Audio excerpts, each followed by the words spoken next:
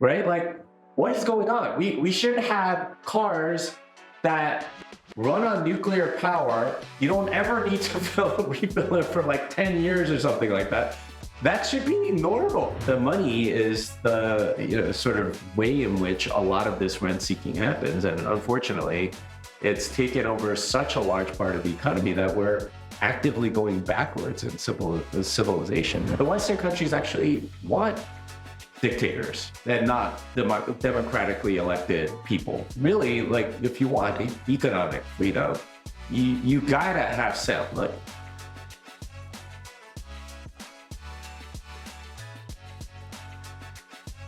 This podcast is entertainment, not financial, tax, or legal advice. Views expressed represent statements of the speaker in their individual capacity, do not represent the views of Unchained, and should not be considered investment advice. Speakers often have personal, family, or business connections to Unchained, which may include direct financial benefits. Please see our disclosure at unchained.com/podcast. Jimmy, thanks so much for taking the time to sit down with us. Well, thanks for having me. It's great to be at the Unchained offices, though we're not in the podcast studio. So it'll be my first time recording in here. I'm looking forward to it. Yeah. Well, it'll be my first time recording in here as well. So this will be good.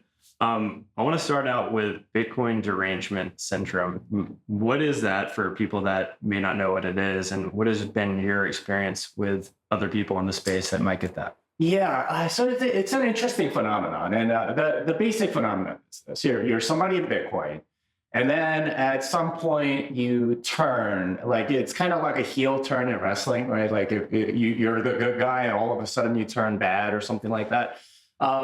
And it happens on such a regular basis that we had to give it a name. And that's basically what we called it, is Bitcoin derangement syndrome. And of course, that's been used in politics forever, Obama derangement syndrome, Trump derangement syndrome, whatever.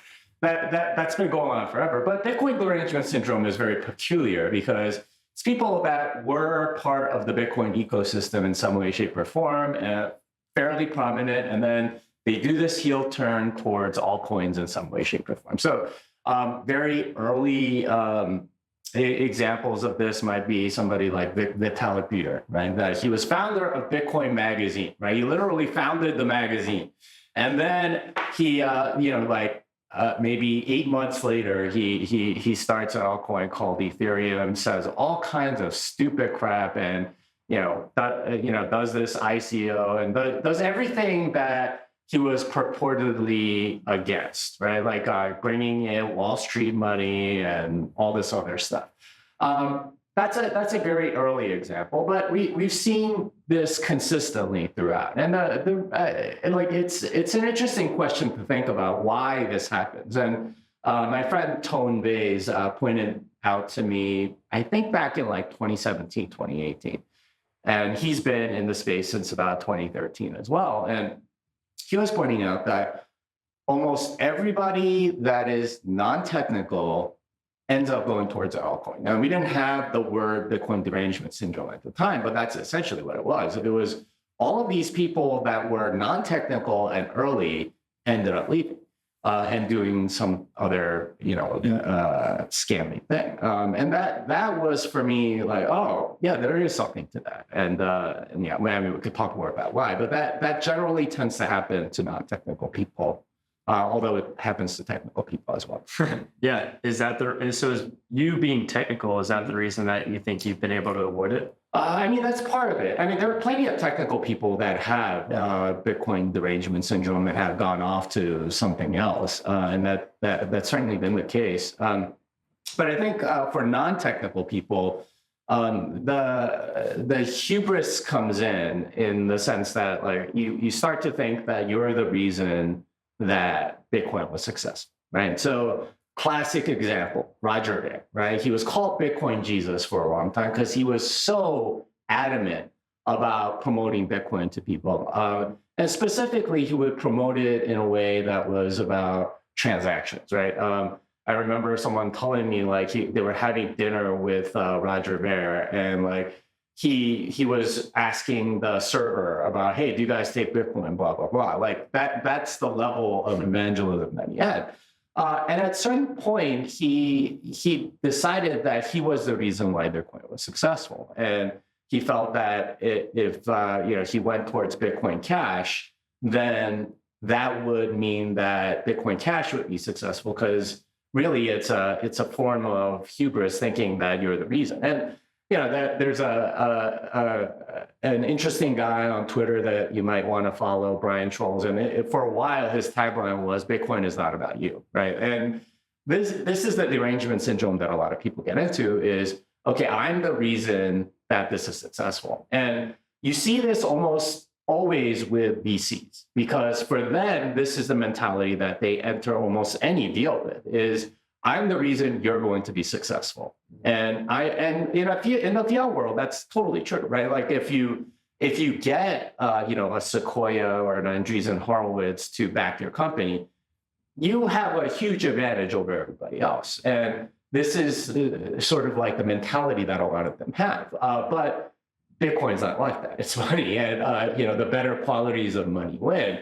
So when you get the Mark Cubans and Raoul Pals of the world that are like, hey, you know what, like, yeah, the people in Ethereum are nicer, I'm done with Bitcoin, and they think that they're able to determine the success of Bitcoin versus altcoins. Like this is where the derangement syndrome really sort of like takes hold. And unfortunately, a lot of the money in the fiat economy is controlled by, hedge fund managers, investment bankers, VCs, people like that, who are used to being kingmakers. And, for them, when it doesn't work, they get Bitcoin derangement syndrome. They think, oh, you know what, I'm going to go back Solana or XRP or, this other thing, and they're going to win because I'm going to back them. They think it's some sort of like democracy or a vote or something, or an oligarchy of some kind. And it's not. It's Bitcoin, and it's better money, and better money, harder money wins just economically. That's those are some of the laws of economics. So I would say it's not necessarily because I'm technical, although I think being technical definitely comes into it, because you're humbled all the time as a technical person. Like, try coding anything, and you're going to get lots and lots of bugs. That's some of the most humbling experiences, trying to fix a bug, and you find out later that it was because you didn't fully understand what was going on. And then when you fix it, you're like, oh, okay, I get it. So there's like a humbling aspect to that. But there's also this economic aspect. And a lot of sort of like maybe more progressive technical people tend to like sort of go off on that side. There are a lot of people that knew about Bitcoin in like 2011 that were technical enough to understand it. They didn't believe in the economic model because they didn't understand economics. So for the Bitcoiners that stay and don't get deranged, I think they have generally a very good economic idea of what's going on. And that is a difficult thing, to both have that humility and that economic knowledge to really understand everything, or at least those aspects of Bitcoin. And if you have that, then there is a very good chance you won't get deranged. But for everybody else, these are some, pit traps that a lot of people fall into, and then, I feel terrible for them, because many of them are sort of permanently deranged. It's not something I would wish on my worst enemy.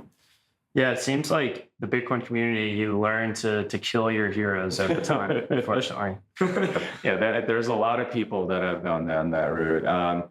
And you gotta kind of stay humble, right? Yeah. That's and both aspects are sort of talking about sort of keeping your own pride in check, and it's really not about you.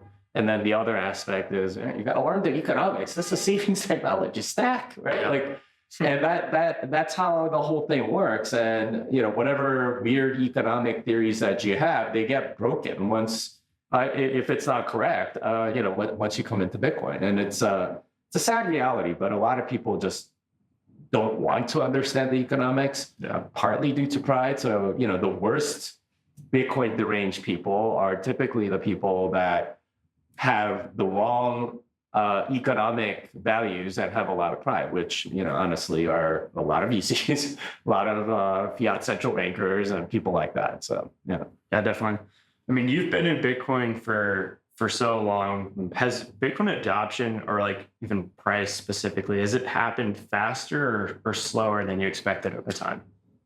It's hard to say. I mean, there are various points at which I thought it would be faster and various points at which I thought it would be slower. So, I mean, I think it's evened out over time, basically. But yeah, I mean, my outlook now is it's still going to take like another generation, right? Like 10, 20 years before, you really get like that true ramp up. But that ramp up is really about getting people to understand Bitcoin at a deep level. For a long time, I think as a community, we were sort of under the impression that if we can just get people to, hold a little Bitcoin or use Bitcoin in a transaction or something, that would automatically get them all to understand it. And I think over the years, what I found out is that no, that's not how adoption works. The real way adoption works is through grinding and hard work. It takes years for most people to understand Bitcoin.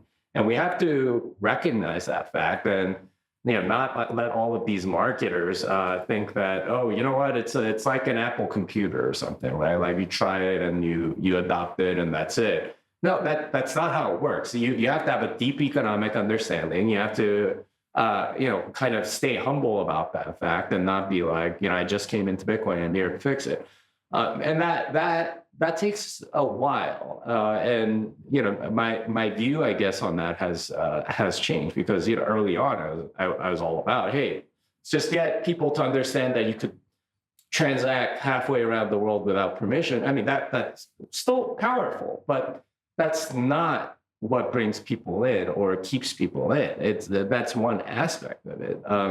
And as a lot of these altcoins have shown, you could do kind of something similar, centralized, of course, with altcoins. But that's not what makes Bitcoin special. What makes Bitcoin special is that there are economic laws, and it's the best money, and based on those laws. And In this frontier moment, Jimmy is talking about this idea of good money. Throughout history, economic systems have converged on one best money. The concept of good money is often associated with certain characteristics or properties that make a form of money effective and reliable. Here are some basic principles that are commonly considered important for good money. Money should be able to withstand wear and tear over time. It should not degrade easily. It should be easy to carry and transfer from one person to another. It should be easily divisible into smaller units to facilitate transactions of different sizes. Each unit of money should be interchangeable with any other unit of the same value, ensuring uniformity. A good form of money should have a credible, limited supply to prevent inflation and maintain its value over time. Last, money should be easily recognizable and hard to counterfeit. Traditionally, gold has been used as money due to the fact that it scores highly on many of these properties. However, gold had a fatal flaw. It tends to get centralized in one place. Large quantities of gold are very valuable and expensive to move around, which is why people choose to store it in a centralized location, eventually issuing paper receipts against it, which lowered the cost per ounce of storing it. But that came at a high cost. One could never know how that centralized location holding your gold didn't issue more receipts than the gold it held. Also, a foreign army could invade and take all of the gold, in which case the receipt that you held became worthless. In a less dramatic scenario, a hostile government can come to power and confiscate the gold, or part of it. Due to its physical nature, leaving the jurisdiction of that government with one's gold becomes very tricky. Bitcoin solves both of these problems. Imagine a gold vault that you can see, walk into, pick up your gold bar, or just part of it, and instantly be able to verify that that gold is real. But there's a hidden force field. You can only carry your gold bar through the force field if you know a secret word. Once you utter the secret word, you can carry your gold out of the vault, and it also becomes invisible to anyone else but you. That's Bitcoin. Bitcoin operates on a decentralized network, meaning it is not controlled by any central authority, such as a government or financial institution. This can provide security and resilience against manipulation, such as the ones governments did with gold. Transactions are recorded on a public ledger that is transparent and immutable. Bitcoin can be sent and received anywhere in the world 24/7 without the need for middlemen like banks. Bitcoin transactions are censorship resistant, meaning that no single entity can easily prevent or control the movement of Bitcoin. If a hostile government were to take power, there's nothing that could stop someone from giving access to their Bitcoin to someone else in another jurisdiction, thus saving the value. With Bitcoin, you can walk through an airport without carrying anything except a 12-word sentence in your head and move billions of dollars worth of value from country to country. A lot of people refuse to see the economic laws because they're not taught in school, where we've been deceived for a very long time on fiat money, thinking that inflation is normal, unemployment is normal, all of these things are normal, when in fact, historically, they're not. No. And that's what we need to learn. And it's going to take a while. Yeah. In the periods of time where you thought Bitcoin adoption was happening faster than you expected, and then the periods where Bitcoin adoption was happening slower, do you think that's because of the extreme cycles? Like, did you expect the extreme cycles, or what do you think about that? Yeah, I mean, I've seen a lot of cycles over time, like 2011, 2013, 2013 again, 2017, 2020, right? Like every cycle sort of has its own thing. I think earlier on, I thought it would go faster because, like I'm a human being, almost every human being sort of projects linearly. So it's like, oh, okay, well, if it happened this fast, then let's project linearly. That means it'll be 100,000 by, 2015, something like that. And of course, that doesn't happen. And you have to sort of adjust your expectations accordingly. But this is how a lot of this stuff works is, you go through some bear markets, some bull markets, and you linearly project a little bit. I mean, like S2F, for example, was popular for a long time, and a lot of people are like, yeah, this is kind of keeping up. And then, we realized like the model didn't predict what it said it would. So at that point, it was like, okay, well, we should throw this model away and let's look for another way to analyze this and figure out what's going on.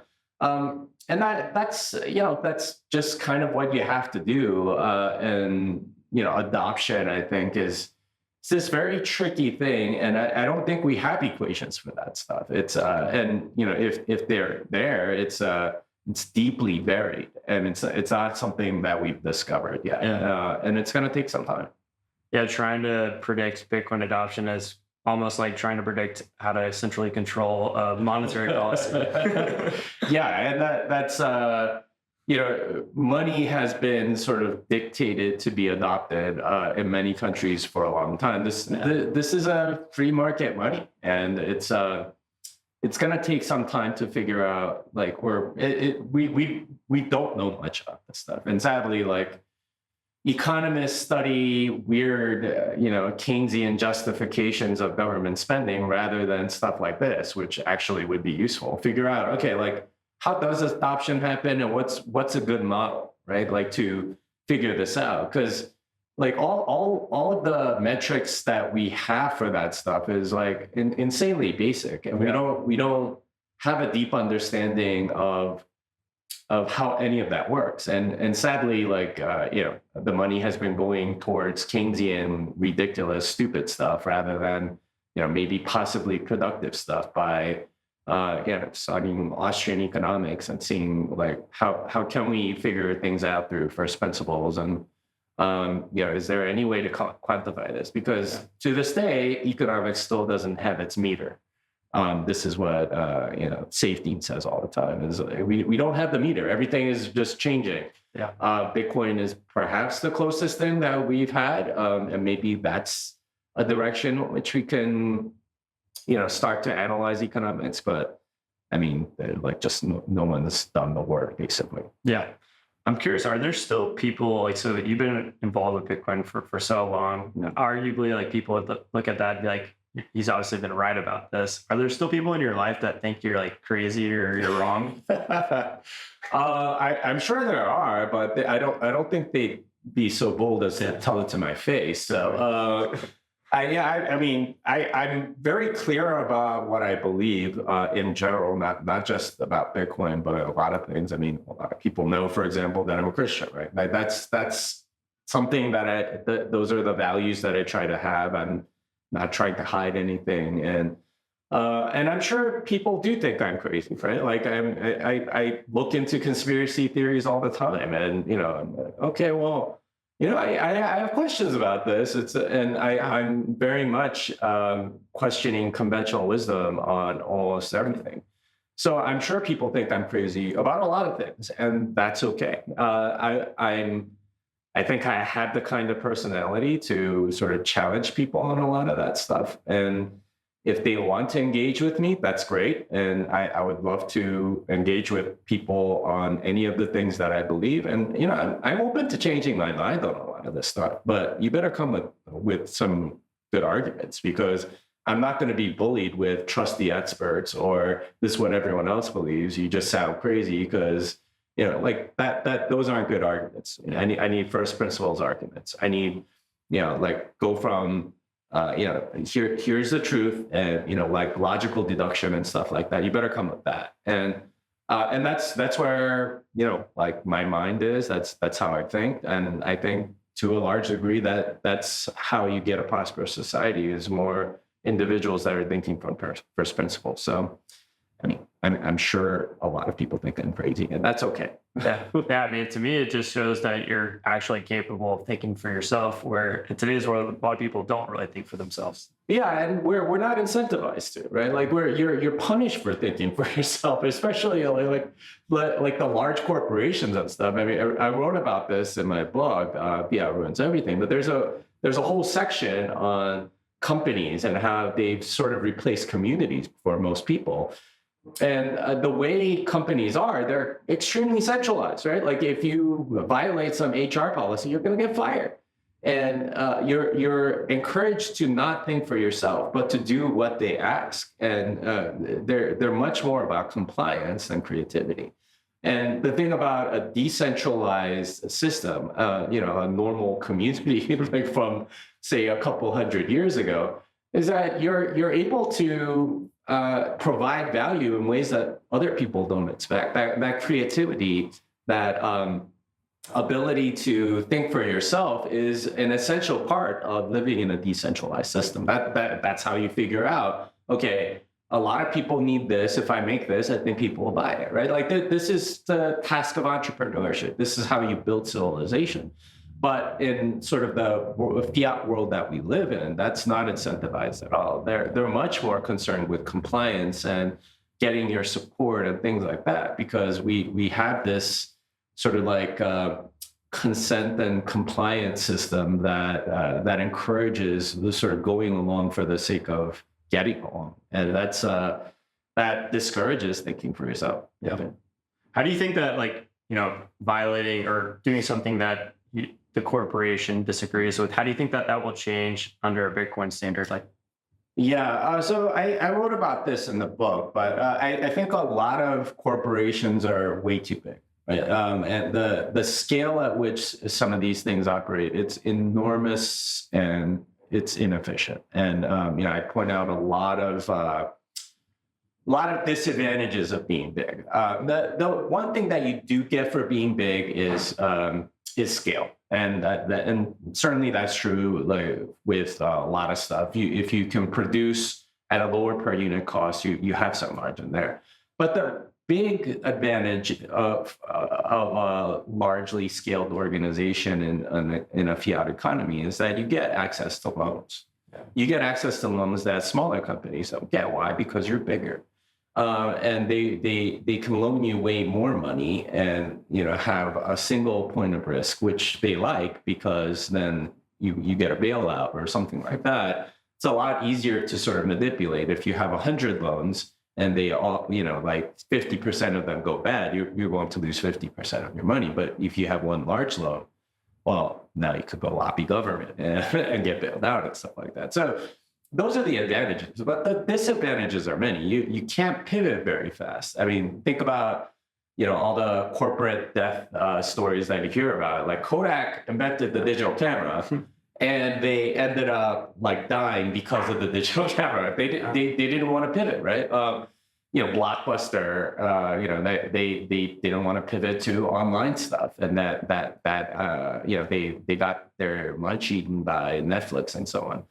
So scale means that you can't pivot very fast. You also don't know what most people are doing, so you get infected with rent seekers. And if you don't believe me, just talk to any management consultant, right? Like talk to any of them and ask them, okay, how many of the employees at the companies that you're management consulting for are useless? Like you can eliminate them right now. And they'll say at least 50%.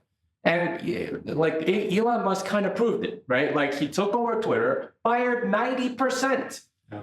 And the site kept running just fine, right? Like what the heck were the 90% of people doing? What did they do? I mean, they were rent seeking essentially. So you get all of this grift because when you're at a scale above Dunbar's number, and Dunbar's number is just sort of how many people's relationships that you can keep track of in your brain, right? And it's theorized to be about 160, and that's sort of like the optimal village size because you know what everyone else is doing. Beyond that, it's very difficult to know what everyone else is doing. There are some extraordinary people that can, but vast majority of people, you can keep track of about 160 relationships. Beyond that, you have no idea what people are doing. So of course, it's going to get extremely inefficient because there are going to be people that don't do anything, that collect a paycheck, that aren't providing any value, and you get this huge drain from rent seeking. They can't pivot. You get a lot of rent seeking.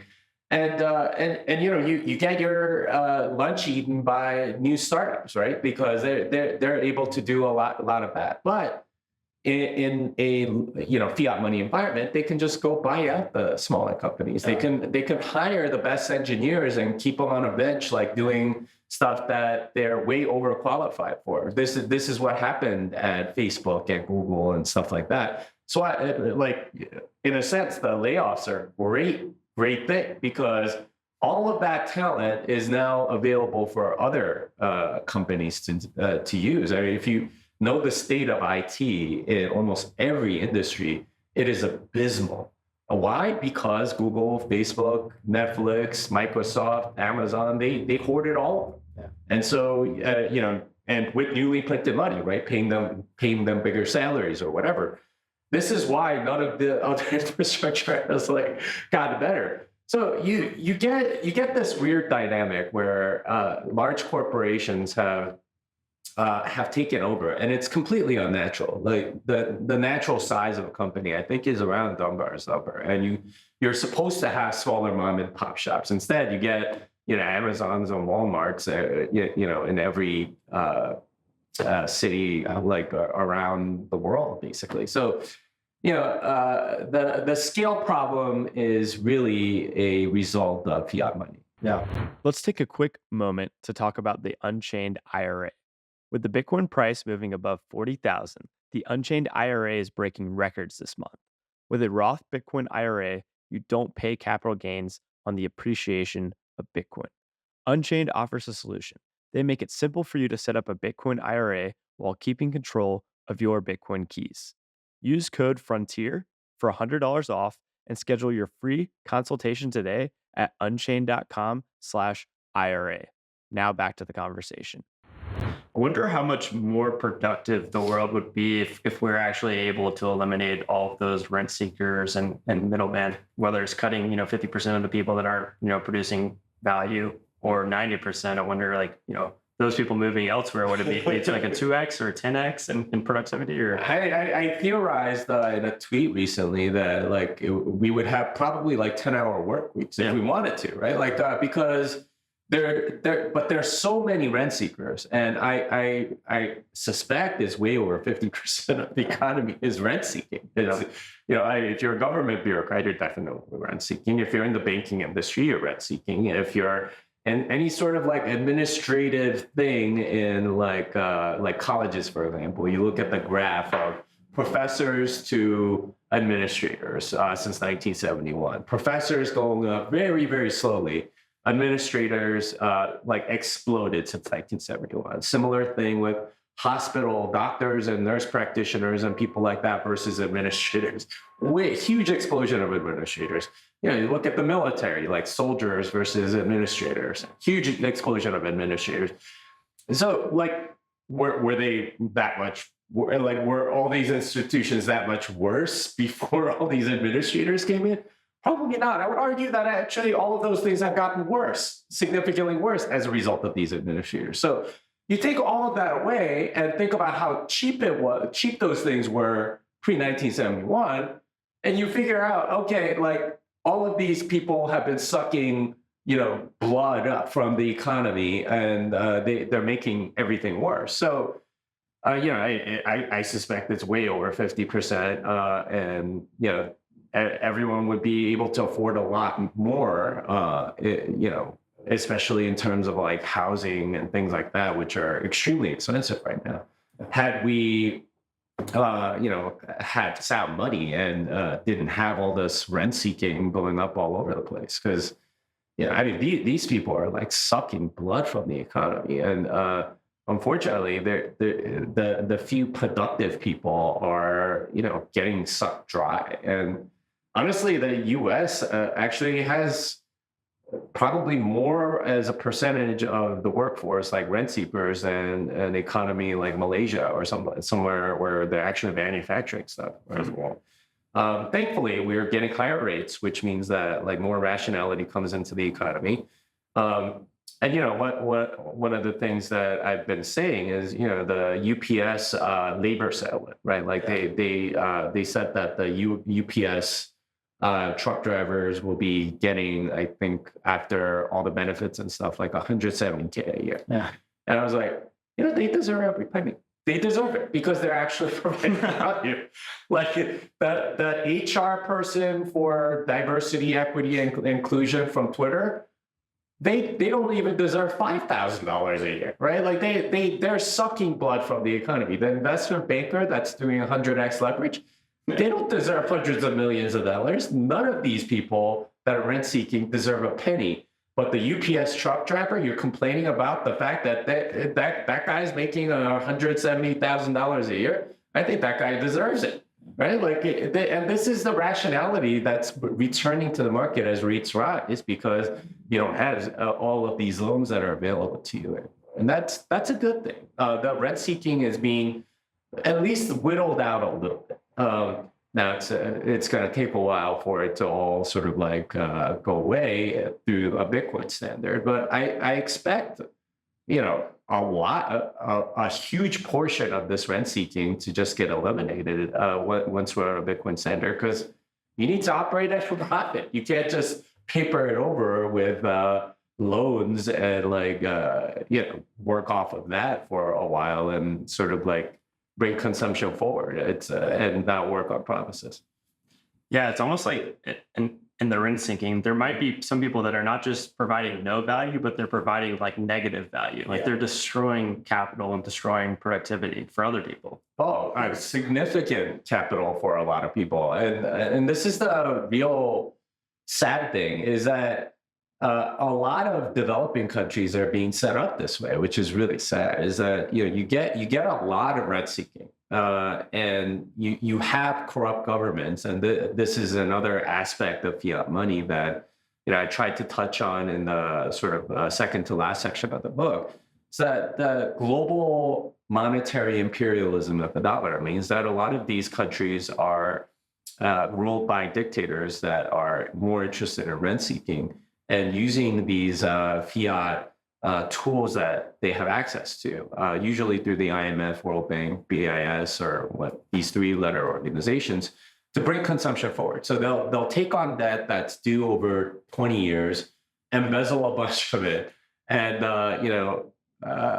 maybe spend a little bit on roads or whatever. And this is the sort of like rent-seeking regimes that a lot of Western countries like, because they'll do exactly what the Western countries say, right? I was talking to Alex Gladstein about his book Hidden Repression, and he's like, yeah, the Western countries actually want dictators and not democratically elected people, because they're way more compliant. Centralization makes things so much easier for everybody, at least from their perspective. But really, like if you want economic freedom, you gotta have some like, and the money is the sort of way in which a lot of this rent seeking happens, and unfortunately, it's taken over such a large part of the economy that we're actively going backwards in civilization. And I point out in the book, for example, that travel times from New York to London were faster in the 60s than now. That's crazy. Yeah. It's 60 years and we've actually gone backwards in terms of how quickly you can go from point A to point B. Dishwashers have gotten worse, right? Like 45 minutes to clean a full load in the 60s. Now it's 3.5 hours. Like, what the heck is going on? Should we be progressing? We had nuclear technology in the 50s and 60s, right? Where, you have submarines that operate off of nuclear power, so they don't have to refuel for like 18 months. Yeah. Where is that technology in our transport? Why don't we have that for our cars? Why do we need to fill up every week, right? Like, what is going on? We should have cars that run on nuclear power. You don't ever need to refill it for like 10 years or something like that. In this frontier moment, Jimmy is talking about nuclear fusion. But what's exciting is how close this technology is to potentially becoming a daily reality. Scientists at the Lawrence Livermore National Lab in California on December 5th, 2022, for the first time ever, briefly achieved a net energy gain in a fusion experiment using advanced lasers. The scientists focused a laser on a target of fuel to fuse two light atoms into a denser one, releasing the energy. Kimberly Buttle, the director of Lawrence Livermore, told reporters at an energy department event that the science and technology hurdles mean commercialization is probably not 5 or 6 decades away, but sooner. With concerted effort and investment, a few decades of research on the underlying technologies could put us in a position to build a nuclear fusion power plant, Buttle said. Following this breakthrough, at the end of 2022, now as of December 21st, 2023, scientists claim to have successfully replicated this historic nuclear fusion breakthrough several times. Most recently, as of a few weeks ago, the report stated these results demonstrated NIF's ability to consistently produce fusion energy at multi-megajoule levels. NIF, short for National Ignition Facility, is the world's most precise and reproducible laser system. U.S. Secretary of Energy Jennifer Granholm, in a statement, said, "We have now the confidence that it's not only possible, but probable that fusion energy can be a reality." Investment in the global fusion industry has now reached a cumulative $6.2 billion, up from $4.8 billion just a year ago, according to the third annual Global Fusion Industry Report from the Fusion Industry Association. Today, more than ever, it sounds like nuclear fusion has the highest likelihood of becoming a viable technology. The commercialization of fusion energy promises a potential future with abundant and cheap energy. This revolution in energy production could lead to a significant reduction in the cost of generating power.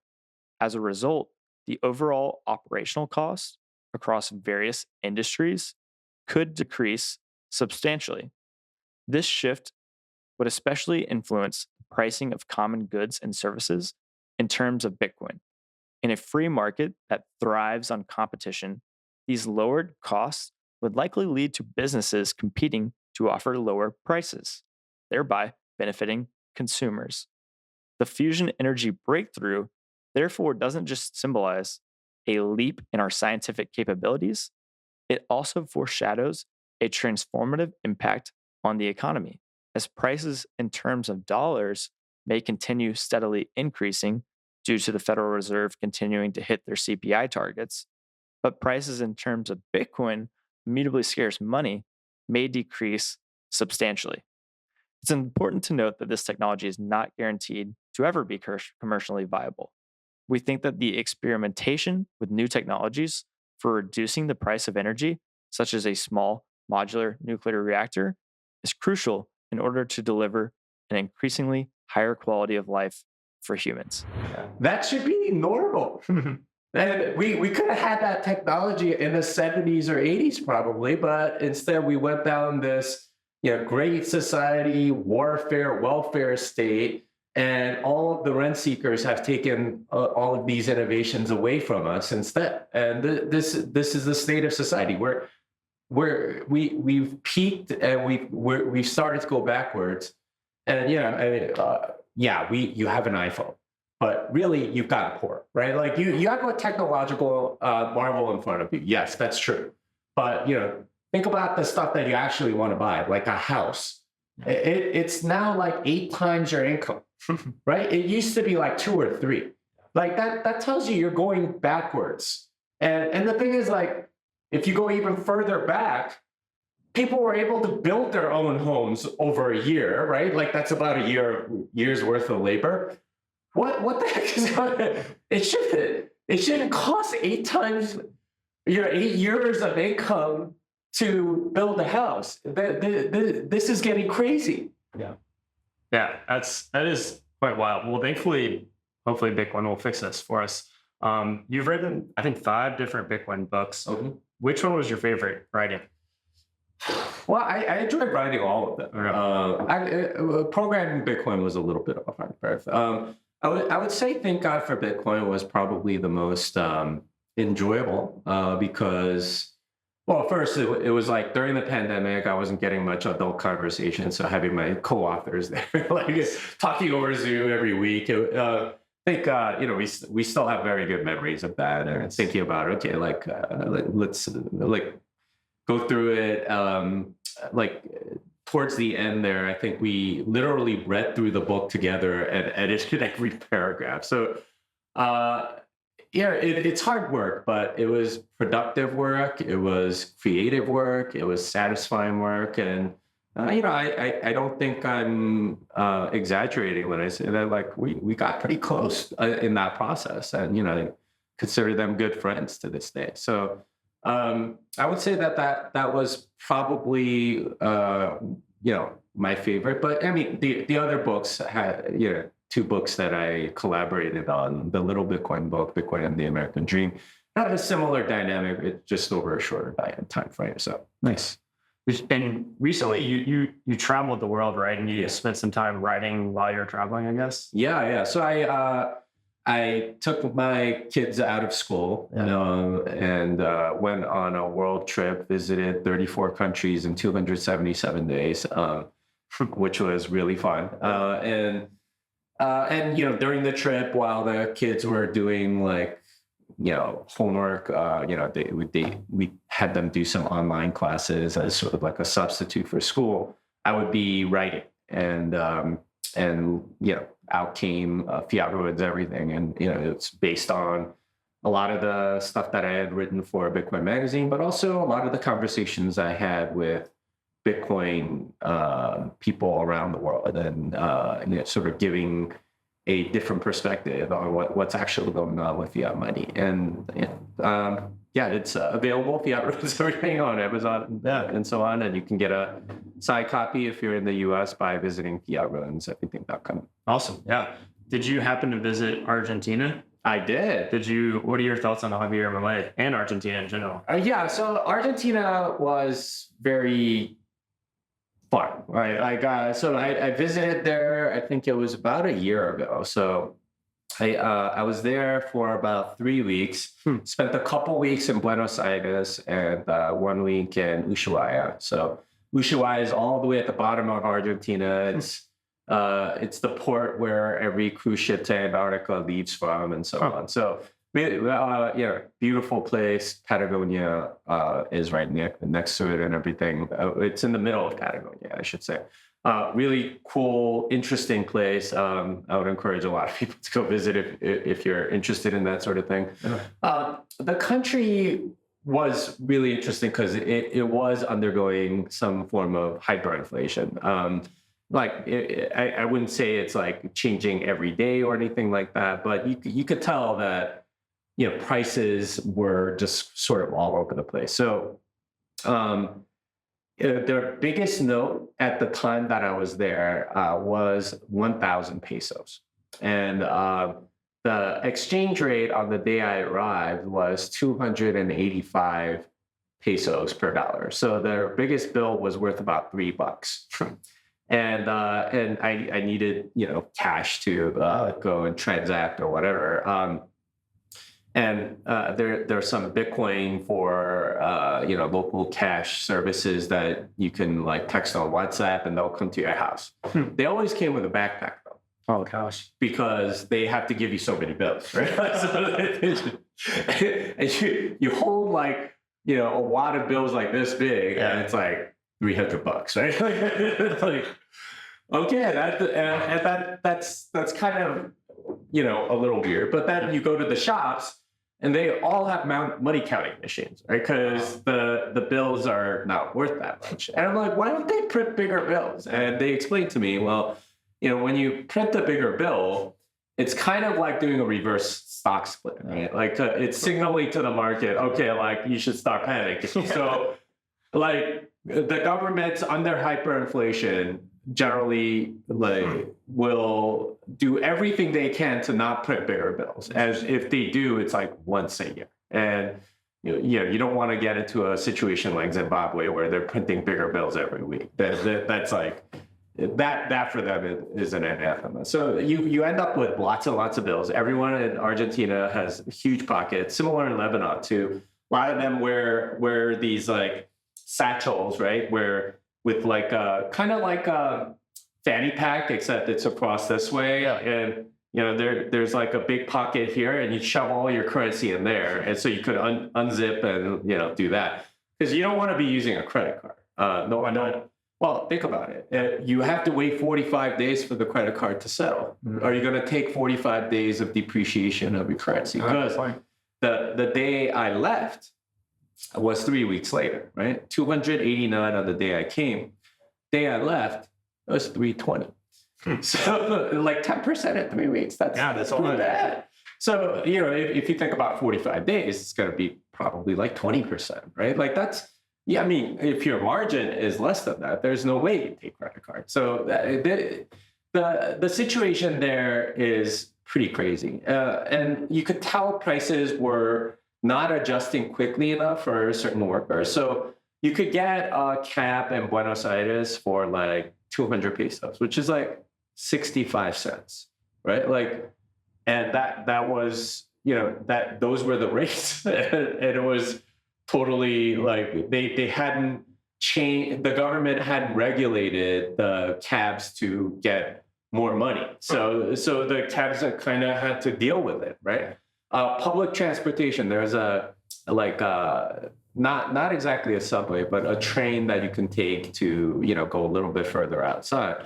It was like 10 pesos, which is with like 3 cents or something like that, which is crazy. But that's what people were paying because the government hadn't adjusted this stuff, and they don't want to, right? Like, because again, it's kind of like showing that the government's panicking. They're not getting much revenue off of that anyway. So, why bother collecting when you can just print more money, which is what they were doing. So my thoughts on Javier Melei is that like the people in Argentina are sick of stuff like that. One of the saddest things I saw during my trip to Argentina is you would go to any tourist spot and there's a bunch of people with wads of pesos. And they just say cambio, which means I change. They are looking for a kind tourist to give them dollars for their pesos. That's what they want, because their pesos are depreciating so quickly, they need dollars. And they sit there for hours hoping that a kind tourist will exchange their money.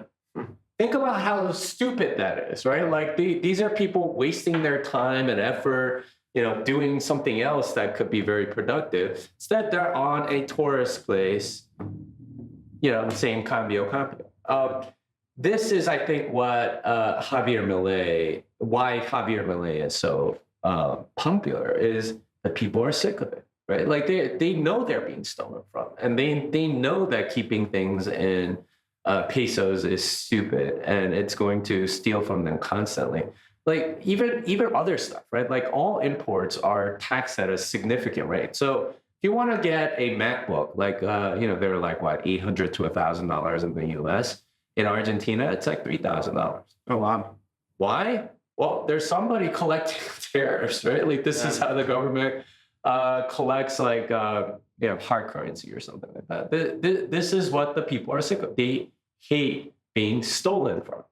So when somebody comes in and says, you know what, I'm gonna insist on destroying the central bank, we'll dollarize, that's a popular policy. Why? Because now you don't have to suffer from inflation. Now you can have dollar bank accounts, and you're still suffering from U.S. dollar inflation, but at least you can keep up with that, and you can maybe start using credit cards and things like that and other loan instruments instead of everything going to the elite and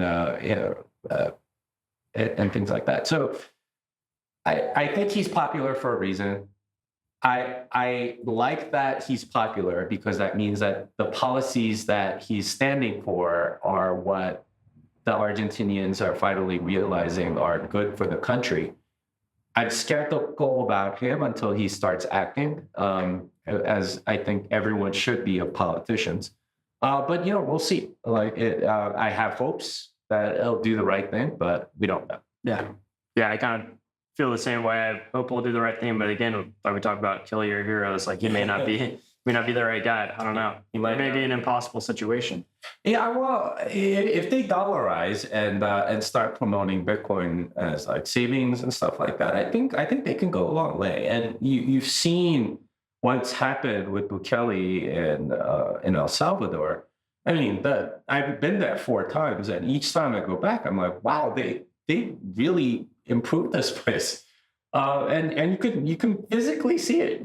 Downtown San Salvador was like this ghetto. Yeah. Now it's like beautiful, clean. There's a new library there. The church there is like, super clean and really nice. There was like a government building there where they held Miss Universe. Like just all kinds of stuff is improving, right? And they just announced like a new soccer stadium that they're going to have and stuff. Like they're building, right? Like this is how you know that things are getting better. They're putting money into actually creating things instead of rent-seeking bureaucrats and financial gains and things like that, which honestly happens way too much even in the Western world. So. I think Milei, if he can sort of take that energy that from his constituents and not get corrupted, like I think improvement in 5 years, like to an amazing economy is out of the question. Like they have a lot of natural resources. Argentinian beef is the best in the world.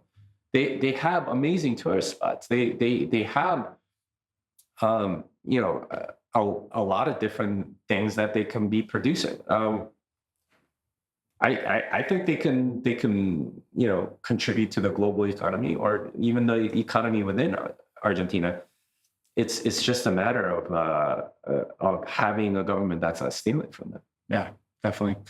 Jimmy, I feel like I could talk to you for hours, so I'm gonna ask you one last question.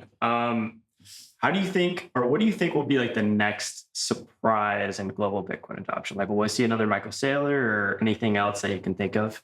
I mean, it's hard to predict stuff like that because obviously it comes down to individuals and their values and their dreams and how they see Bitcoin fitting in with that. I mean, Michael Saylor himself kind of came out of nowhere, but it turned out that he had been studying Bitcoin for a while and he understood that this was a way to protect not just his own wealth, but his company's wealth. And we're seeing sort of these interesting things he's doing to increase the Bitcoin balance sheet for himself. I suspect that the next major thing will be companies that are sort of adopting Bitcoin as a standard, because I mean they're all watching Michael Saylor and MicroStrategy. They've actually beat Bitcoin in returns, and there's a huge demand for his stock. So other CFOs are going to look at that and say, okay, this may be a way to short circuit, like ETFs taking forever or whatever. Like we can start doing that too, and Bitcoin becomes sort of like this monetary vortex where all newly printed money starts sucking into it, because a lot of these companies are not that profitable, right? They subsist off loans and bringing consumption forward and so on. And there will be more honest companies that are actually making profit that will be saying, you know what, if we put our profit in this will be better than doing some weird zero profit thing. And we're going to only invest in things that make sense from a Bitcoin perspective, right? If it beats the Bitcoin hurdle rate, which means that the ideas that those companies end up implementing are going to be much better than the ones that they implement now, which are honestly really stupid, right? Like giving away free stuff all the time and hoping that at some point you have enough ad, like that's been the business model for so many companies.